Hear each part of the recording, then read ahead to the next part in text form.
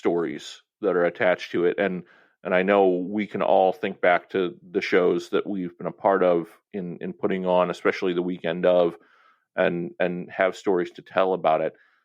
Do you have, in the run up to your first show as a content coordinator, and I think specifically Philadelphia, do you have anything that sticks out as whether it's a particular success that you're super proud of, or even something that you're not proud of, a failure leading up to Philadelphia, that Keystone event that stick out to you?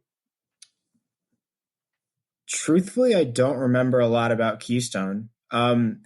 By that point, like, even though it was my first show, it was really like my fourth show, because I did the two in England and then I did Star Wars, and like Keystone just felt like I had been used to such a high level of like go that like I got to Keystone and there was that, but it wasn't to the same extreme.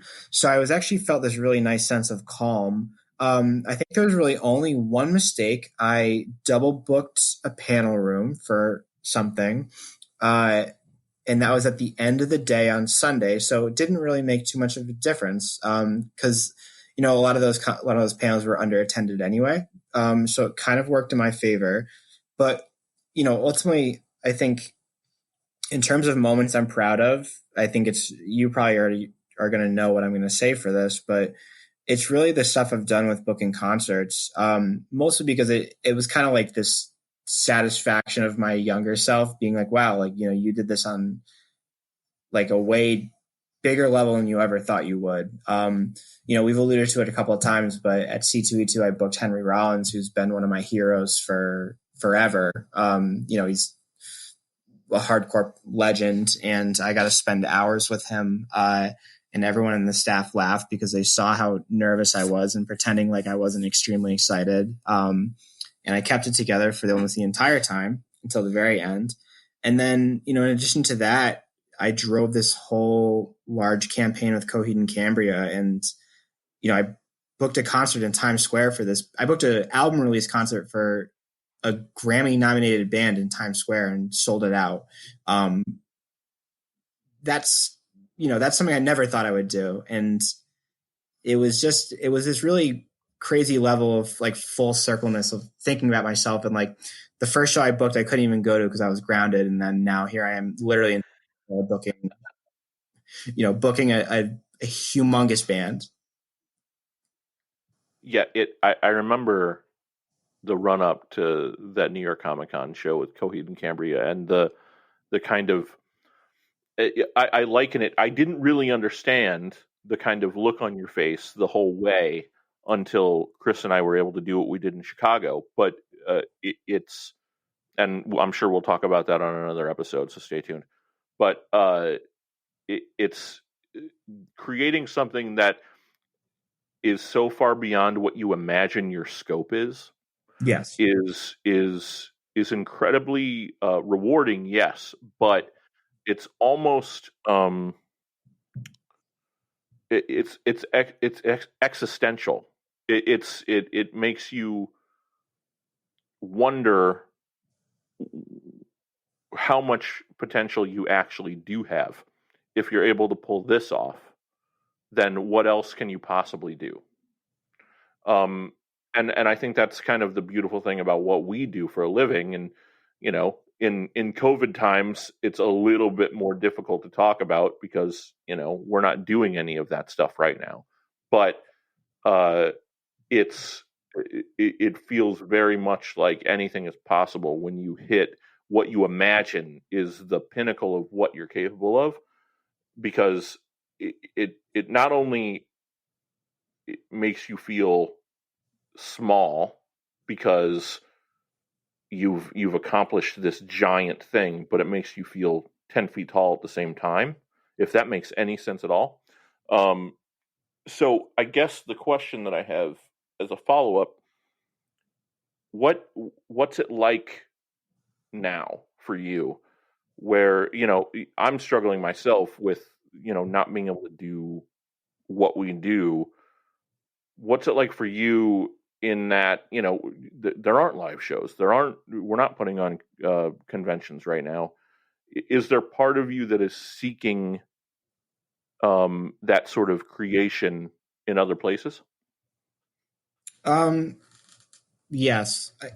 I'm not, the work we're doing now, like, it's obviously important. I'm really enjoying some of the stuff I've been driving. It's a little more in tune with kind of what I do on the side outside of work.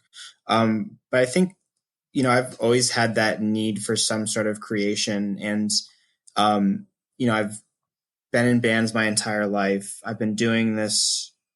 I've been booking shows. I booked shows for 7 years. And I always used to call it, you know, I always just say that I needed a creative outlet or I'd go kind of crazy. And I think it's just the fact that I'm like probably a bit of an obsessive workaholic and just need something to keep my mind busy and do something that feels like, is pushing it forward. I've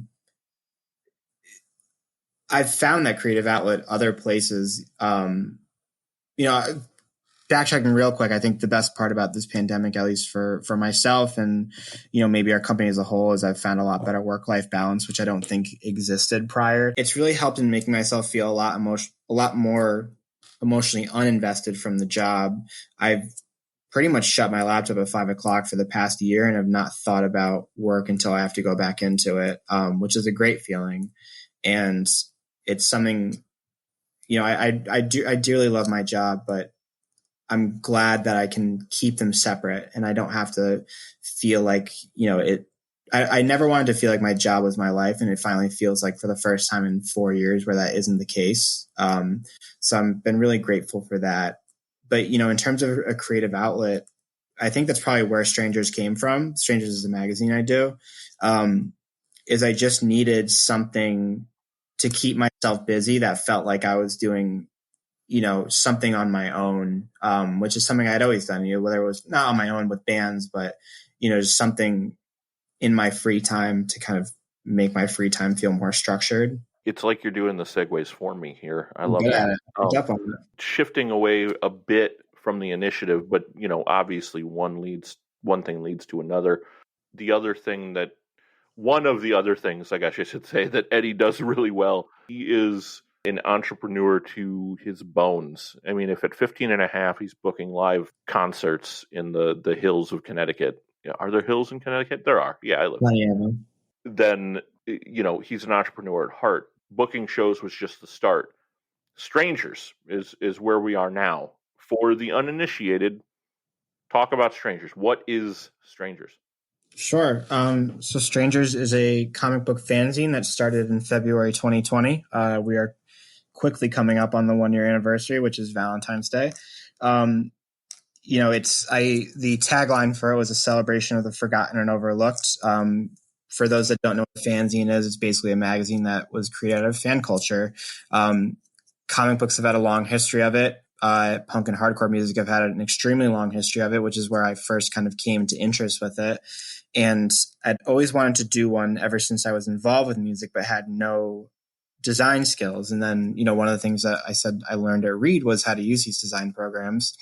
And I had been waning out of music and kind of always still wanted to do a fanzine. And eventually there kind of started to be a little bit of a resurgence in fanzines within comics, which is something that I have a newfound love for, at least in the past 3 or 4 years.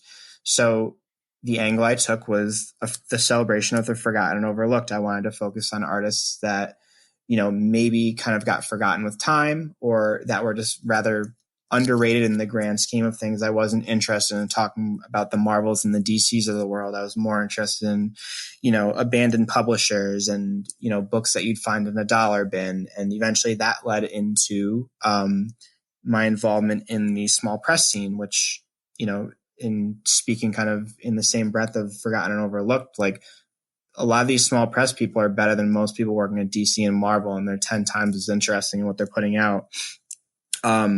And they are getting overlooked. And it was something that the magazine has now become a large champion of. And, I'm grateful that it's been as well received as it has. And, that's led me into doing other initiatives. I started a publishing line as well, and a distro, which I've been using to carry titles from around the world, as well as some titles in the US. And everything has been knock on wood, super successful thus far. So yeah, so I want to talk a bit about uh, what led to the creation of Strangers in the first Sure. place. You haven't you alluded to this. You haven't been a fan of comics for long. You said just 3 or 4 years. So, when I met you, as I recall, you hadn't even read a comic book.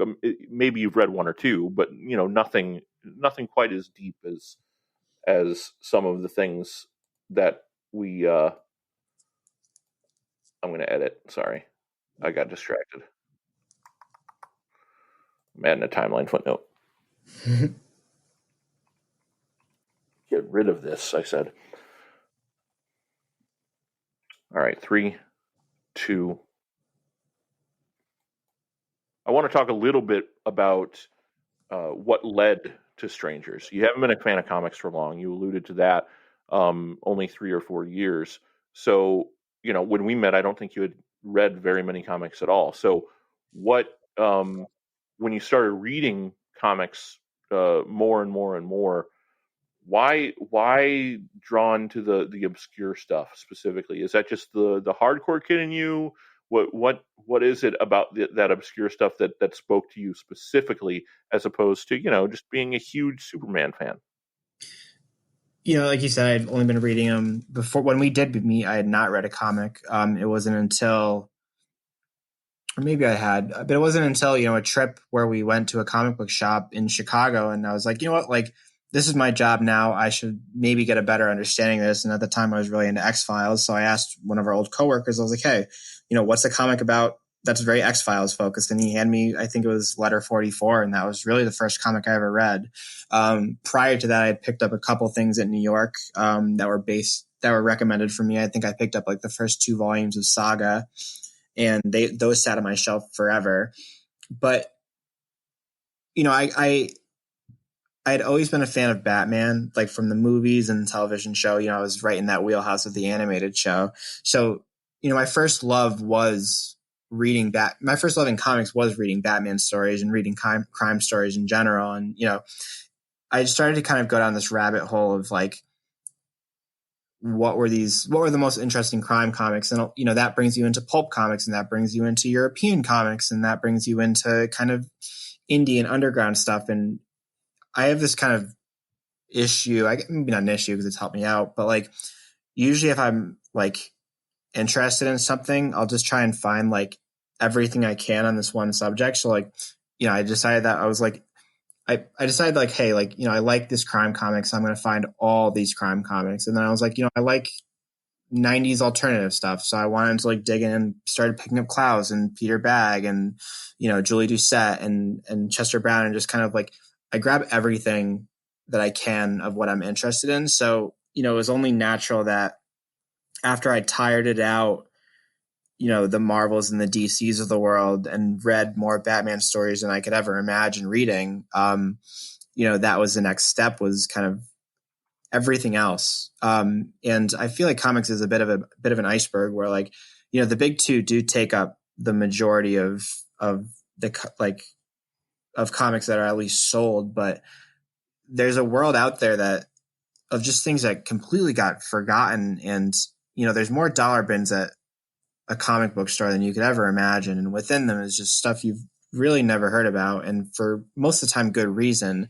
But there's a bit of this kind of oddball quality that makes them worth picking up. And I think it probably has to do with, my interest in hardcore, because, I was always interested in just weird music in general. I spent so much of my life pirating music off the internet and going through different blogs and pulling, obscure wherever the hell from bands just to listen to them. And I think that, that type of nature was always in my life, and I'm not surprised that it translated into comics. The big push was, there was this YouTube channel that I've since kind of become uninterested in, but they started going, and they would do these videos where they would just like get a bunch of books from a quarter bin and just kind of cycle through them. And a lot of them were so bizarre looking, in this really attractive way. And I just started going to shops and going to like warehouses in the middle of like, middle of Brooklyn and Bridgeport, and just trying to find these books. And